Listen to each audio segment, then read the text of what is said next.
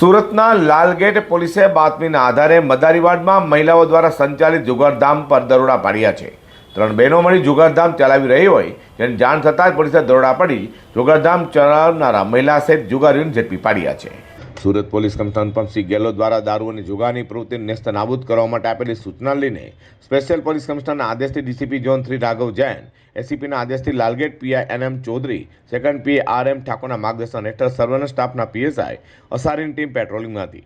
તે બાતમીના આધારે લાલગેટ પોલીસ મથકની હદમાં આવેલા મદારીવાડમાં દરોડા પાડવામાં આવ્યા હતા, જ્યાં મદારીવાડમાં છેલ્લા ઘણા સમયથી 3 બહેનો દક્ષા, પુષ્પા અને સોનલ સાથે મળી જુગારધામ ચલાવતી હતી।